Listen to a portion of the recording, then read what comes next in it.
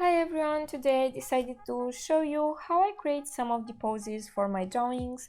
I don't use this program often, but if I have trouble visualizing a complicated pose, it really comes in handy.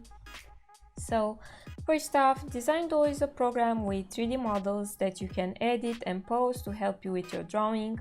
There is a free version and an $80 one.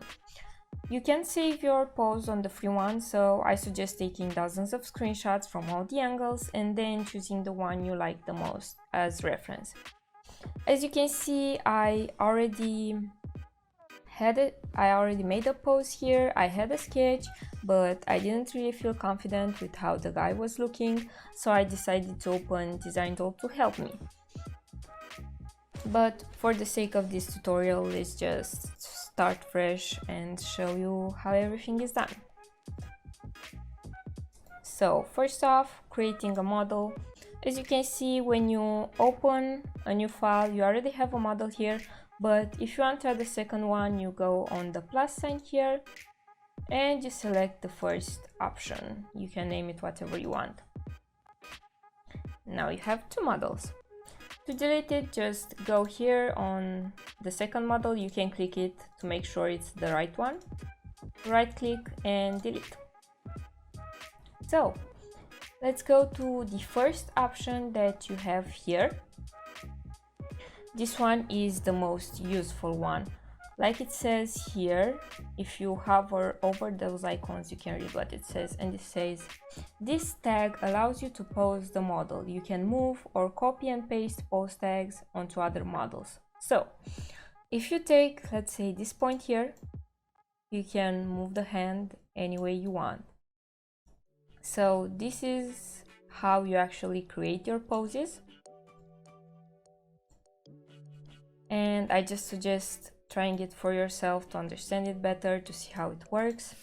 You can also rotate body parts. So for example, if I click on this arm here and I drag, you see I can rotate it. And there are certain body parts that have more rotation options, like you have more axes you can rotate it on, which is very useful when you want to pose the character. Okay, I think... Oh yes, and you always have a button right here where you can reset everything to the way it was before you edited it, which is again very useful. The second option, it helps you move the character on the grid. You can see you can reset here. I'm not really sure why. You see, if I do this and then I click reset rest model on ground, it doesn't reset these options with the model, which is pretty weird, and neither does this help. So you also have the undo button up here. Let's go back, and this option here with rest model on the ground is really useful. You will see for yourself when you make your pose that sometimes by mistake you lift a character off the ground without wanting to do that. So you can just go here and rest the model on the ground. So the third option here, let's read what it says. Adjust the length and thickness of individual body parts or size of the model as a whole. I suggest playing with it to understand it better, but again, it's useful for editing the way your model looks. And you can also find the height option here.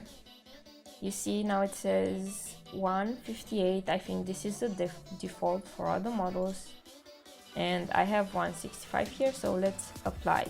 And every time you change the height for a character, I suggest you go to the option here to rest model on the ground, because there might be some issue there. The model might be under the grid, and as you can see, I'm having a bit of trouble. This white circle should have been below the feet, so I'm just going to make a new one here. Okay, let's set the height again. Let's make it bigger so you can see the difference. And as you can see right here, the feet are below the grid, so we're setting the model on the ground. Let's move to the fourth option, which lets you customize your model. This is the first thing that I do. I make the model look how I want with those two options here. Then I start to pose it with the first option. And the last option here, you have the hands and the feet. I usually save those for the last, but let's just show you how it works. So I have the left hand here. I can select the right if I want. I'm sorry, my computer is a bit slow with this program. And this is really useful. I sometimes just open the program to make a hand reference if I have trouble finding a real one online of the exact pose that I need. I just come into this program and I can edit it, rotate it to make it look as close as my drawing as possible. Okay, so now that I've talked about all those things, I went onto Pinterest and I found myself a reference. I will leave a link to the artist in the description. But I'll go ahead, speed up the video and just try to recreate this pose that we have here.